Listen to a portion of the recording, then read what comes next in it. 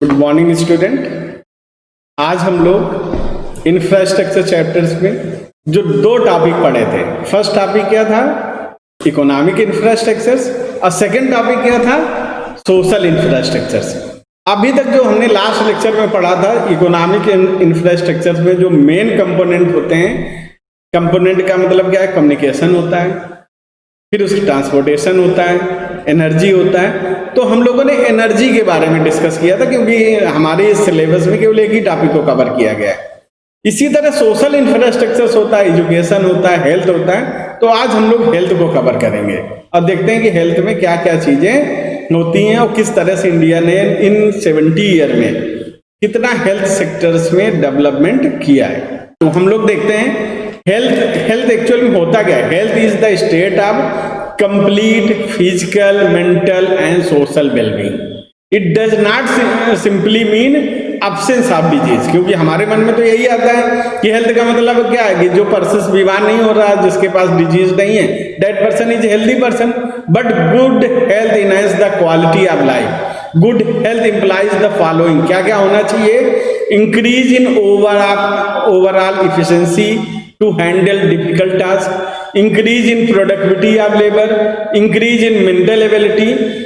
So these are the three main components which necessary for the healthy people. तो healthy people जब होता है, healthy people उसी को हम लोग जनरली बोलते हैं जिसमें ये तीनों चीजों की क्या होती है, प्रेजेंस होती है। तो इन तीनों चीजों के प्रेजेंस में देखो 3 वर्ड हमारे सामने आते हैं। एक क्या आता है, सबसे पहला वर्ड आता है efficiency to handle difficult task. दूसरा क्या आता है, प्रोडक्टिविटी ऑफ लेबर। तीसरा मेंटल एबिलिटी। तो एक हेल्दी पर्सन वही होता है जिनमें वो डिफिकल्ट टास्क को हैंडल करने में यानी कि कैपेबल हो, प्रोडक्टिविटी भी उसके अंदर हो, और मेंटली रूप से वो पूरी तरह से क्या हो, साउंड हो। तो इनको हमारे किसी भी कंट्री के अगर हमें जानना है कि वो कितना हेल्दी है, कितना वहां पर पीपुल्स को का डेवलपमेंट हुआ, तो उनमें कुछ चीजों का होना बहुत जरूरी है। और वही इंडिकेट करते हैं कि कंट्री में पीपुल्स हेल्दी है कि नहीं, उनके अंदर प्रोडक्टिविटी है कि नहीं, उनके अंदर कैपेबिलिटी है कि नहीं, वो मेंटली रूप से फिट है कि नहीं। तो वो उसके लिए जानने के लिए किसी भी कंट्री का सबसे पहले जानना क्या होता है कि उस कंट्री में लो डेथ रेट होना चाहिए। अगर डेथ रेट ज्यादा है मतलब मेडिकल फैसिलिटी वहां पर अवेलेबल ही नहीं उस लेवल पर। फिर क्या होनी चाहिए, लो इन्फेंट मोर्टेलिटी रेट। जो बच्चे 1 ईयर से कम एज में जिनकी डेथ हो जाती है, बर्थ से लेकर 1 ईयर के अंदर, और वो डेथ रेट बहुत ही कम होनी चाहिए। अगर वो डेथ रेट ज्यादा मतलब कंट्री में किसी भी तरह का डेवलपमेंट नहीं है। हाई एक्सपेक्टेंसी ऑफ लाइफ का जो एवरेज एज है वो बहुत ज्यादा होनी चाहिए, क्योंकि अगर लोग की एवरेज एज बहुत कम है तो मतलब वहां के पीपल्स की डेथ ऐसे तमाम तरह की डिजीज और सबसे होती रहती है। फिर लो इंसिडेंस ऑफ डेडली डिजीज, जैसे मलेरिया है, ट्यूबरकुलोसिस है, कैंसर है, इस तरह के डिजीज से वहां डेथ रेट बहुत कम होना चाहिए। फिर न्यूट्रिशनल लेवल भी बहुत अच्छा होना चाहिए। अच्छा न्यूट्रिशनल लेवल से मतलब क्या है कि पीपल्स को जो भी रिक्वायर्ड है उसके बॉडी के लिए वो सारे न्यूट्रिशन उसको अवेलेबल होने चाहिए। इसी तरह हेल्थ की अगर हम लोग बात करें तो हमारी कंट्री की कैसी सिचुएशन है आफ्टर जब इंडिपेंडेंस की, जो हमारी कंट्री में लगभग कितना हो गया है, 75 ईयर के आसपास हमको फ्रीडम के होने को आ रहे हैं, 73 ईयर।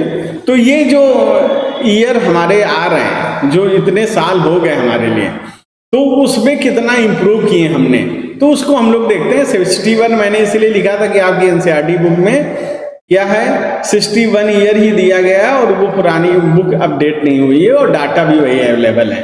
तो डेथ रेट जो है वो आज अगर हम लोग डिक्लाइन इन डेथ रेट देखें तो जब फ्रीडम के समय 27.4 पर 1000 था, आज वो घटकर 6.4 हो गया है 2016 तक। ऐसे रिडक्शंस हुआ इन्फेंट मोर्टेलिटी रेट में भी, कि इन्फेंट मोर्टेलिटी रेट में नहीं बताया कि death of the infant up to 1 year of age तो हैज रिड्यूस फ्रॉम 146 से कितना हो गया है 34।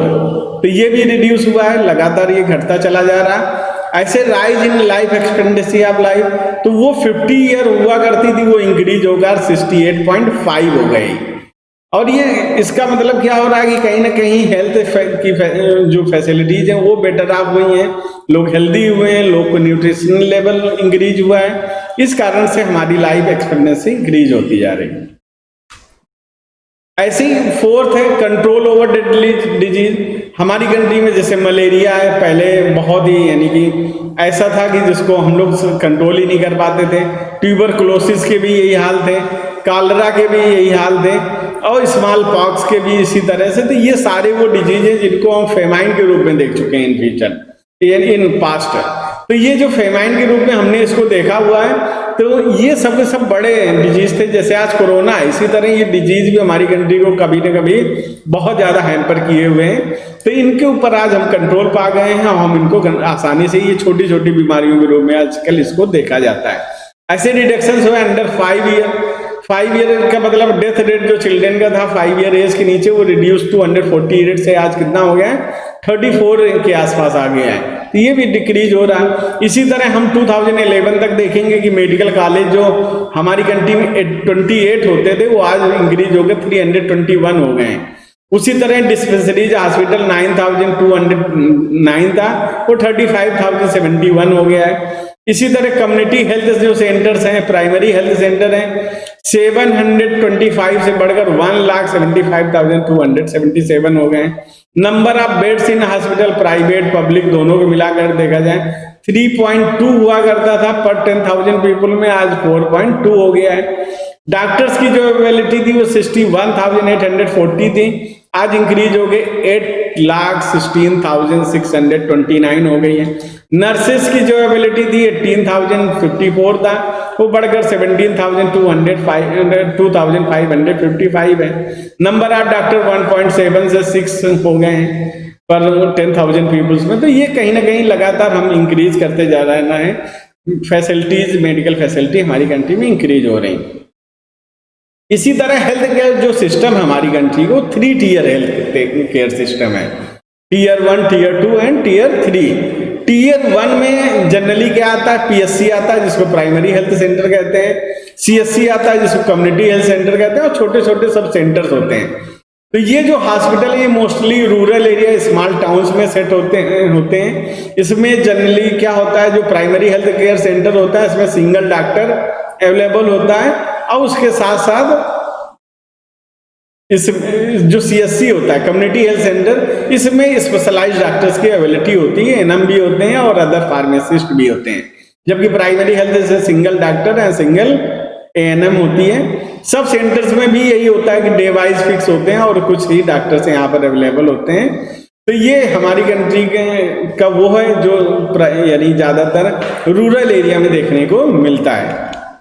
दूसरा जो है it include SHI, secondary health care center. ये सेंटर अर्बन एरिया में ज्यादातर या बिग टाउन्स में अवेलेबल होते हैं। ये अपग्रेडेड कॉन्सेप्ट है पीएससी का, एंड है फैसिलिटी ऑफ सर्जरी की फैसिलिटी होती है, ईसीजी की होती है, एक्सरे की होती है, और they are located in big towns and district headquarter. तो ये आपको खुद ही दिखाई दे रहे होंगे, डिस्ट्रिक्ट का जो डिस्ट्रिक्ट का हॉस्पिटल होता है तो वो इसी कैटेगरी में, सेकेंडरी की कैटेगरी में आता है। फिर इसके बाद 3 टीयर्स यानी मतलब 3rd ईयर जो होता है it include THC, tertiary health care center. ये वो सेंटर्स है जो बिग पूरी तरह से फुल्ली इक्विप्ड होता है, मेडिकल सेंटर होते हैं और मेडिकल कॉलेज की तरह ये ज्यादातर वर्क करता है। इसमें हमारी कंट्री के अगर बड़े बड़े हॉस्पिटल तो एम्स देखने को मिलेगा, पीजीआई देखने को मिलेगा, NIMH जिसको national institution of mental health and neuro science के नाम से जाना जाता है। तो ये बड़े बड़े वो हॉस्पिटल्स हैं जो हमारी कंट्री में देखने को मिलते हैं, और इनके द्वारा क्या होता है हमारी कंट्री के हेल्थ सिस्टम्स को कंट्रोल किया जाता है। तो इस तरह से हम लोगों ने यहाँ पर देखा कि हमारे कंट्री में वो सारी चीजें कहीं ना कहीं डेवलप हो रहे हैं जो किसी भी कंट्री के हेल्थ फैसिलिटी के इंडिकेटर्स होते हैं, चाहे वो इन्फेंट मोर्टेलिटी रेट हो, चाहे वो डेथ रेट हो, चाहे वो लाइफ एक्सपेक्टेंसी हो। तो ये कहीं ना कहीं इंप्रूव हो रहा, तो इसके कारण इसका मतलब क्या है कि हम हेल्थ केयर फैसिलिटी में अपग्रेड हो रहे हैं धीरे धीरे। फिर तीनों जो टीयर्स हैं हमारी कंट्री में वो भी अपनी अपनी जगह पर वर्क कर रहे हैं, कुछ प्रॉब्लम्स के साथ में ये ठीक से ही हमारी कंट्री में काम कर रहे हैं और लोगों के हेल्थ फैसिलिटी अवेलेबल करा रहे हैं। फिर ये आपके लिए 6 क्वेश्चंस है करना है।